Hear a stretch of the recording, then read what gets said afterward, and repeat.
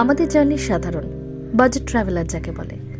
রেলগাড়ি থেকে দেখা সব কিছুই থাকে আমাদের ভিডিওতে। আমাদের নৌকো পুরো সার দিয়ে দাঁড়িয়ে আছে নৌকোগুলো, আর দূরে ওখান থেকে একটা লঞ্চ চলছে। ট্রেন জার্নির এরকম সব মুহূর্ত থেকে স্টেশনে দেখা একদম ফার্স্ট হ্যান্ড এক্সপিরিয়েন্স শেয়ার করছি এই এপিসোডে। পুরোটা দেখবেন, কিন্তু ভালো লাগতে বাধ্য।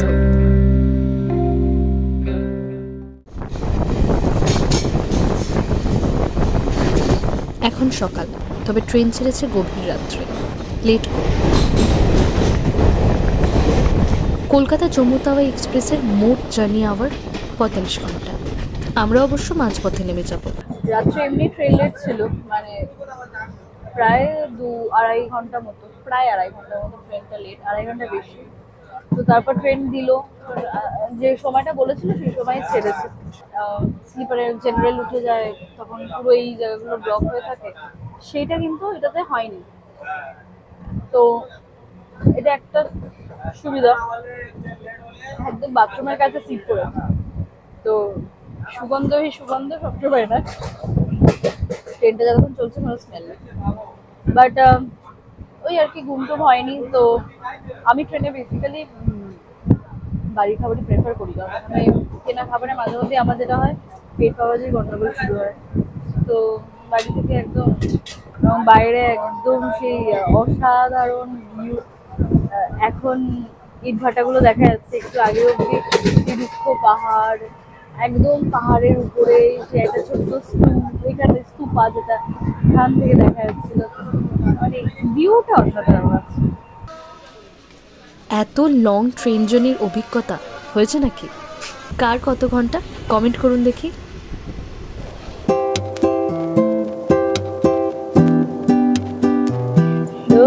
ট্রেনটা আবার থেমে গেল। কোথায় থামলো এটা? দুর্গাবতী। দুর্গাবতী স্টেশনে দাঁড়িয়েছে।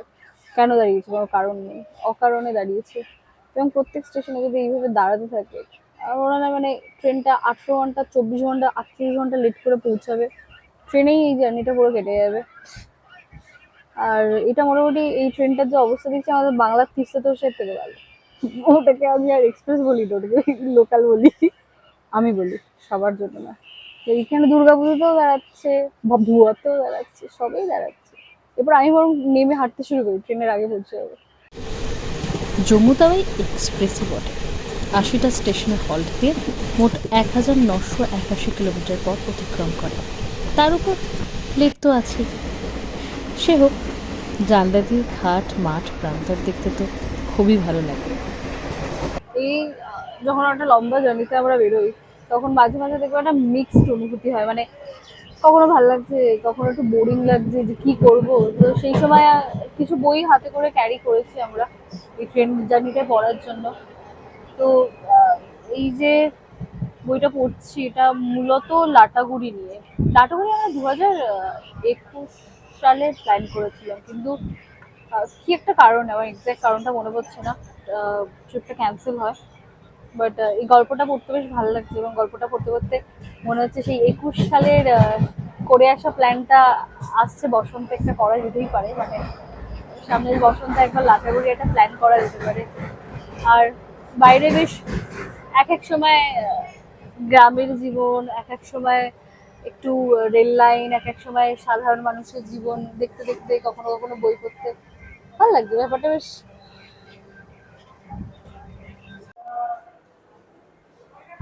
পণ্ডিত দীনদয়াল উপাধ্যায় স্টেশনে এসে পৌঁছালাম আমরা। এই 11টা 40-এ আসার কথা, কিন্তু ট্রেনটা এসে পৌঁছেছে 2:44-এ, মানে অলমোস্ট ট্রেনটা লেট করেছে প্রায় 3 ঘন্টা। তো মোগলসরাইয়ে ইউজুয়ালি মানুষজন নামে খাবার নেয়, যেহেতু বেশ অনেক খাবার দাবার মোটামুটি পাওয়াই যায়।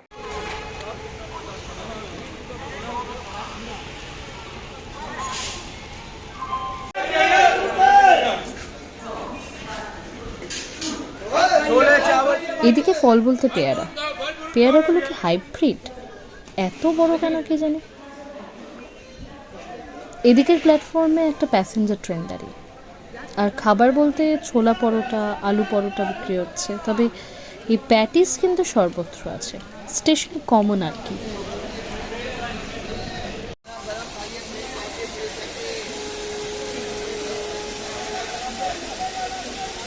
দুপুর হয়ে গেছে, প্রায় 3টে বাজে, হ্যাঁ 3টে বেজে গেছে, 3টে 10 বাজে। আমরা মুঘলসরাই মানে পণ্ডিত দীনদয়াল উপাধ্যায় জাংশন ক্রস করে ফেলেছি, দিঘিতে পাচ্ছে। এবার আমরা একদম ইকো ফ্রেন্ডলি প্লেট নিয়ে এসেছি, ইকো ফ্রেন্ডলি প্লেটে রুটি নিয়ে এসেছি। রুটি বেশ থাকে, রুটি অনেক মানে অন্তত আজকের দিনটা তো থেকেই যাবে, তো রুটি নিয়ে এসেছি। তো তাই জন্য বাইরে আন্ডা বিরিয়ানি, ভেজ বিরিয়ানি বিক্রি হচ্ছে। আগেই আন্ডা বিরিয়ানি, ভেজ বিরিয়ানি খেয়েছিলাম, খেতে হয় না, একদম ভালো খেতে হয় না। তারপর থেকে ওই বাড়ির খাবারই জিন্দাবাদ। তো একদম আলু ভাজা করে দিয়েছে, এই এক বাটি, মানে অনেকটা আছে এখানে। এখানে নদী, পুরো বিশাল বড় নদীর মধ্যে নৌকো পুরো সার দিয়ে দাঁড়িয়ে আছে নৌকোগুলো, আর দূরে ওখান থেকে একটা লঞ্চ চলছে, মানে অসাধারণ। এইদিকে শুধু একটা না, অনেকগুলো লঞ্চ চলছে মানে অসাধারণ একটা সিনিক বিউটি। আমরা ব্রিজের উপরে আছি, ট্রেনটা ব্রিজের উপর দিয়ে যাচ্ছে, আর সূর্যটা না মানে এখন ঠিক ডুববে তার আগের মুহূর্তে। সো অসাধারণ একটা সিনিক বিউটি আছে, রং বেরঙের বোট, অনেকে আবার নর্মাল বোটও আছে, মানে যেমন আমরা ঘুরতে বেরোলে যেরকম বোটে করে বেরোই ওরকম বোটও আছে। তার সঙ্গে ওইদিকে একদম কাঠের নৌকো, জেলেরা যে যাতে করে মাছ ধরে টাইপের। আর এখানে কতগুলো রং বেরঙের লঞ্চ।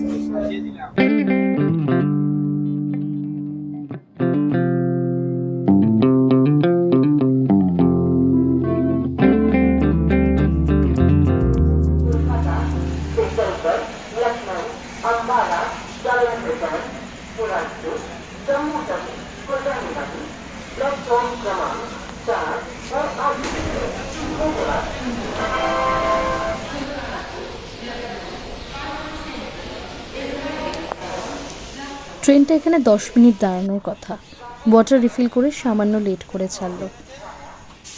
শীতের বেলা দ্রুত আলো কমে আসছে, দূরে সূর্য পশ্চিমে ঢলে পড়ছে।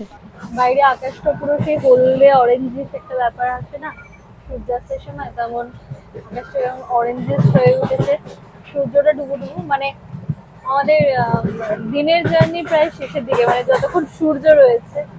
এর পরের স্টেশনটা অনেকটা পরে, মানে প্রায় 300 কিলোমিটার, এবং সেটা আস্তে আস্তে প্রায় রাত 10:30 বেজে যাবে। তার মানে এখন আপাতত ট্রেন আর খাবার কোনো ব্যাপার নেই যতক্ষণ সূর্য রয়েছে। তো সূর্যাস্ত হতে চলেছে বাইরে, একদম এদিকে পুরো চাষের ক্ষেত, মানে এই সূর্যের আলোয় না এই ক্ষেতের শস্যগুলো যেন সোনালি রঙের সোনার মতো লাগছে। আর একটা হালকা শীতের আমেজ, তার সঙ্গে ঠান্ডা হাওয়া, খুব ঠান্ডা না, বেশ ভালো লাগছে, মানে আরামদায়ক একটা পরিবেশ। এবং তার সঙ্গে এত সুন্দর সূর্যের আলোয় বাইরের পরিবেশটা জাস্ট অসাধারণ লাগছে।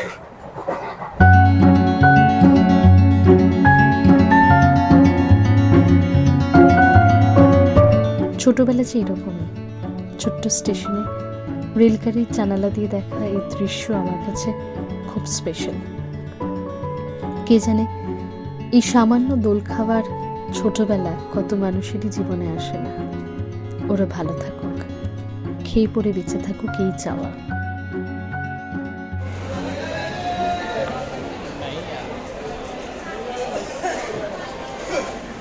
ওয়াটার পিউরিফায়ারে ভিড় হলেও সাধারণ কলে জল ভরাতে মানুষের কমতি নেই। কিছু বছর আগে পর্যন্ত তো এটাই ভরসা ছিল, এখনো দিব্যি এই জল দিয়ে চলে যায়। ভেজ থালি নাকি 120 টাকা, বলে কি? রেলের অফিসিয়াল রেট তো কম বলছে।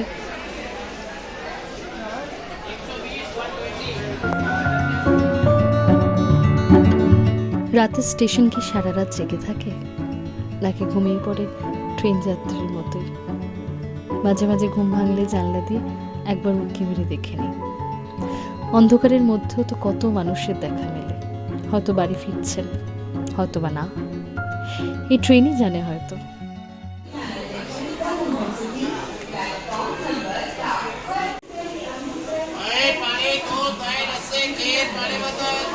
দ্বিতীয় দিনের সকালটা খুব সুন্দর।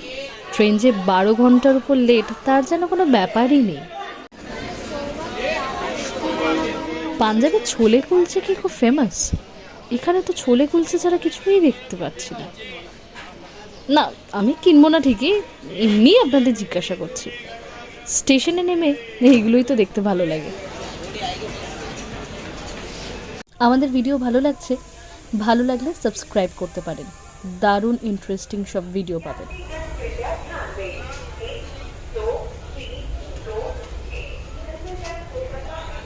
এটা হেভি ইন্টারেস্টিং একটা ব্যাপার, দেখুন ভালো করে। ভারতীয় রেলের ভ্যারাইটিস অফ লোকোমোটিভ পরপর দাঁড়িয়ে, একসাথে এতগুলো লোকোমোটিভ আগে দেখি, থাকুক আর গাইড হিসেবে।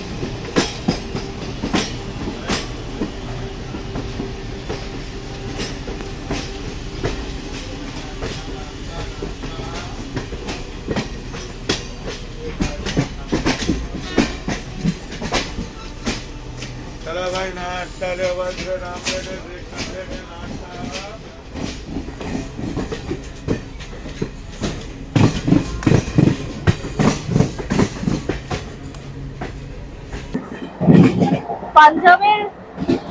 পাঞ্জাবি খাবার আমার ফেভারিট। তেমনি এখানে ছোট ছোট অন্তত ট্রেন থেকে পাঞ্জাবি লাইফস্টাইল দেখা যাচ্ছে, মানে আল ধরে মানুষগুলো, বাচ্চারা সব হেঁটে হেঁটে আসছে ওইদিকে দেখলাম। তারপরে দেখলাম ওখানে মাটি কোপাচ্ছে আর কি চাষ করার জন্য। এবং এখন আমরা একটা ছোট্ট স্টেশনেই ঢুকে গেছি। স্টেশনটার নামটা আমি এখনো দেখতে পাইনি, তো স্টেশনের নাম মন্দি গোবিন্দ এরকম টাইপের, আমি যেটুকু ফ্ল্যাশে দেখতে পেলাম। স্টেশনটা ক্রস করলে ছোট ছোট স্টেশনগুলো ক্রস করলে না হেভি লাগে, খালি দাঁড়ালে ভালো লাগে না। দাঁড়াইনি, আমি খুশি হয়েছি, তবে দেখতে ভালো লেগেছে। ছোট ছোট স্টেশন, একটা বাড়ির ছাদের উপর বাচ্চাগুলো বসে বসে খেলছে।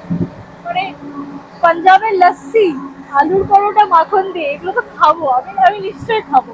তবে এখানকার চাষাবাদ, এখানকার মানুষের লাইফস্টাইল ফাটাফাটি লাগছে আমার দেখতে। মানে মনে হয় না মাঝে মাঝে একটা নতুন এক্সপিরিয়েন্স। এখানে আরেকটা জিনিস দেখা যাচ্ছে, এক একটা করে যখন ছোট ছোট টানেল আসছে, মানে একটা করে আন্ডার ব্রিজ, মানে রেলের উপর থেকে রেল গেছে, এখানে একটা করে সুন্দর সুন্দর অ্যাসবেস্টরের শেড দিয়ে রাস্তা করা আছে, বেশ ভালো লাগছে।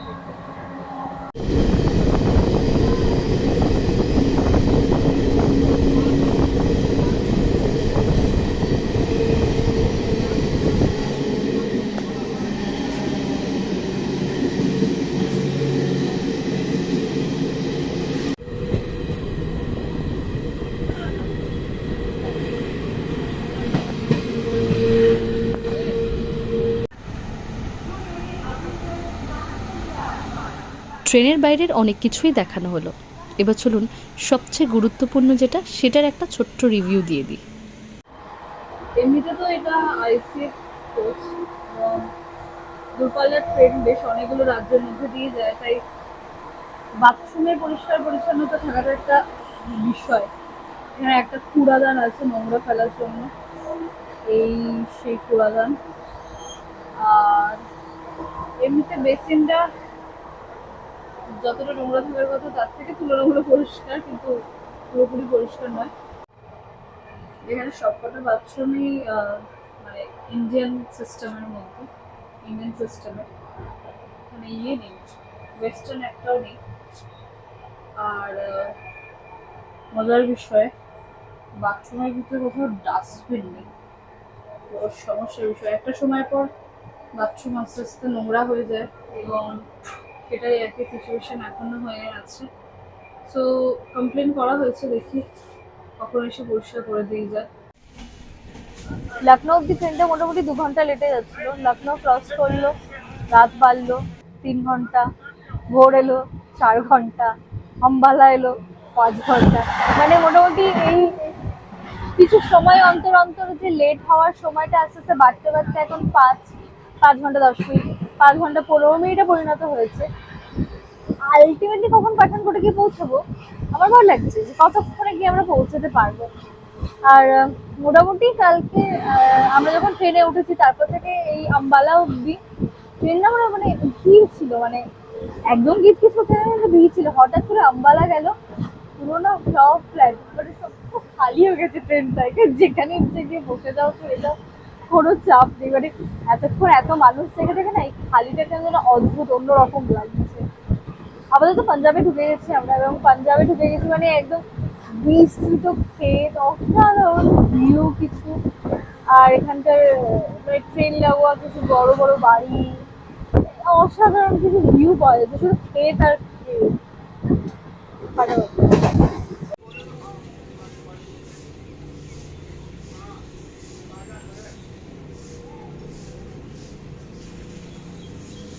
আগেও হয়তো খেয়াল করেছেন এরকম ছোট্ট ছোট্ট স্টেশনগুলো বড্ড পছন্দের। আবার একটা স্টেশনে কিছুক্ষণের জন্য দাঁড়িয়েছে, মানে কিছুক্ষণের জন্য এখানে সিগন্যালের জন্য দাঁড়িয়েছে।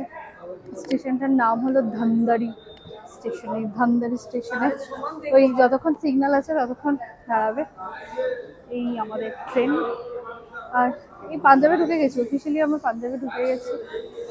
আর এখনো অবধি যদিও পাঞ্জাবি খাবার কিছু খাওয়া হয়ে ওঠেনি, তবে এই ছোটোখাটো স্টেশনে যখন ট্রেনগুলো দাঁড়ায় ভালো লাগে। মানে এখানকার লোকাল লাইফ, এখানকার লোকাল লোকেদের দেখা, এবং যখনই ট্রেনটা এগোচ্ছে তখন তো এখানকার লোকেদের লাইফস্টাইল দেখা যাচ্ছেই আর কি।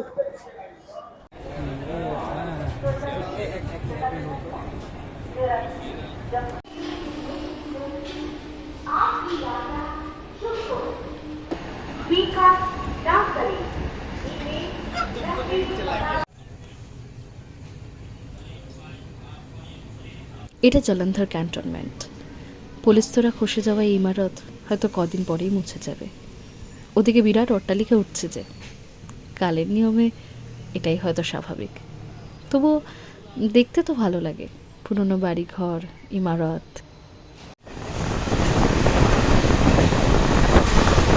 ট্রেন এখন সর্বোচ্চ গতিতে এগিয়ে চলেছে।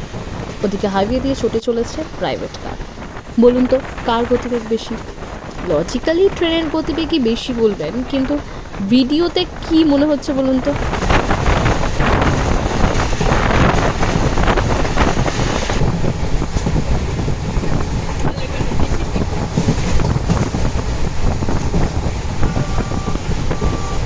একদিকে শ্রীনগর কন্যাকুমারী হাইওয়েটা চলে গেছে, এবং একদিকে আমাদের রেলগাড়ি খুব ঝিকঝিক ঝিকঝিক করে এগিয়ে চলেছে আমাদের গন্তব্যের দিকে। এবং এই সবচেয়ে মজার বিষয়, এর মধ্যে একটা স্টেশন আসছে। হ্যাঁ, সেই স্টেশনটার নামটা আমার খুব মজার লেগেছে, আমি স্টেশনটা দেখাচ্ছি।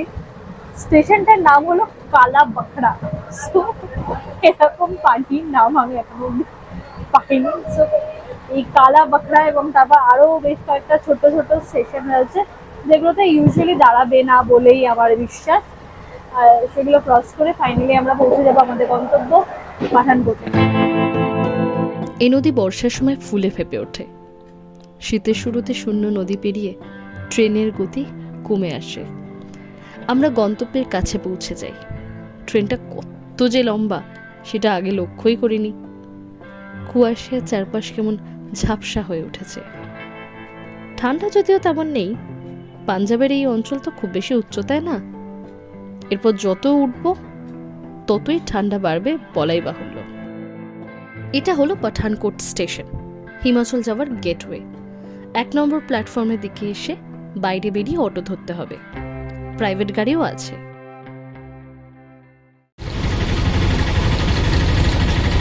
সাওয়ারি অটো ধরে সরকারি বাস টার্মিনাস পৌঁছালাম। তো আমরা যে বাসটা ধরেছি সেটা 3:30 বাসটা। আমরা ওই 15 মিনিট আগে পৌঁছে গেছিলাম, তো সেই সঙ্গে সঙ্গে বাসে উঠে গেছি। পাহাড়ি পথ পেরিয়ে এরকম একটা স্টেতে উঠেছি।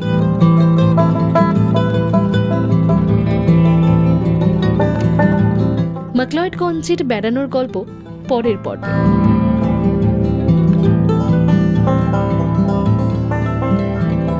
সাথে শহরের অলিগলি ঘুরে দেখার সব তথ্য ঠিক পরের পর্বে। Stay tune.